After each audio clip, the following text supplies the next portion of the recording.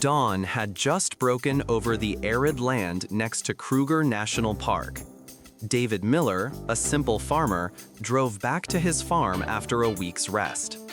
The old excavator lay still at the edge of the field, covered in a thin layer of dry dust. David stepped out of the car, breathing in the scent of the wind carrying the morning heat. He turned the key, starting the old excavator. The engine roared, mixed with the sound of the wind whistling through the sparse trees. Under the harsh sunlight, he began the unfinished work of digging a ditch. It was a long ditch to build a fence, protecting the cattle from wild animals in the forest. The bucket blade scooped up layers of hard soil, tossing them to the sides of the ditch. The dirt and rocks rolled down, creating piles of dry, cracked soil that steamed in the sunlight. David concentrated, his calloused hands gripping the control lever tightly. He just wanted to finish soon so he could return home to his family. No one knew that the seemingly peaceful morning was about to bring an event that would change his life. Suddenly, amid the steady hum of the engine, he heard a faint sound coming from the ditch ahead. David quickly turned off the engine and strained his ears to listen. A soft groan sounded, like the sound of a wounded wildcat. He stepped down to the ground, his heart pounding in his chest. The wind blew dust into the air, obscuring the bottom of the ditch. David approached, his eyes trying to see through the dust. He was stunned. At the bottom of the ditch was a skinny lion. Its yellow fur was covered with dirt, as dry as straw. Its body was only skin and bones. Its breathing was weak. Its trembling legs gently scratched the cracked ground. David felt his heart ache with pain. He guessed that it had been trapped for many days, without food or water. Carefully, he knelt down and reached out to touch it gently.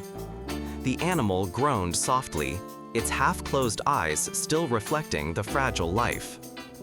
David immediately took out his old phone from his pocket. He called the Kruger Rangers, his voice trembling as he recounted the situation. The operator reassured him and promised to send someone within 30 minutes. David hung up, his eyes still on the dying lion. He took off his jacket, gently shielding it from the sun. The seconds that passed seemed endless, the animal's weak groans making his heart ache. He blamed himself for leaving his work unfinished for a week. If I hadn't taken so long off, maybe it wouldn't have suffered like this, he told himself. David sat down on the edge of the ditch, his hands clasped together, silently praying. The sound of a car in the distance interrupted his thoughts. David stood up, waving his hands.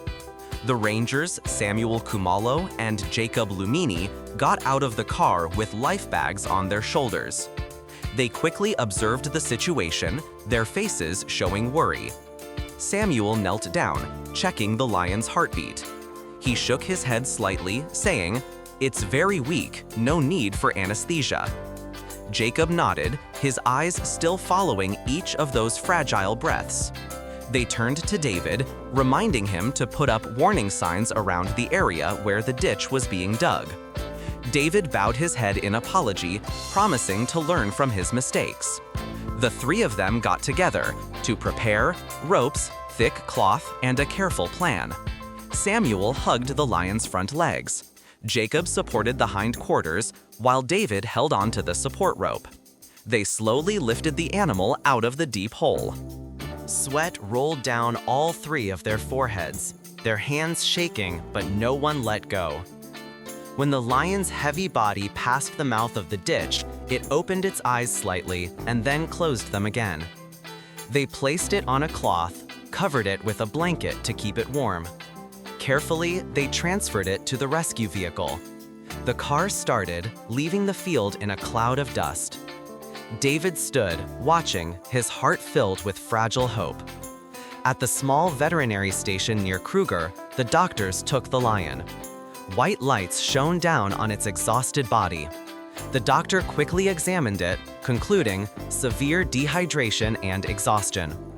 They attached an IV, drip by drip resuscitation into the fragile body. The first day, it lay still, its breathing weak as if it was about to stop. The doctor and nurse took turns on duty, recording every sign of life.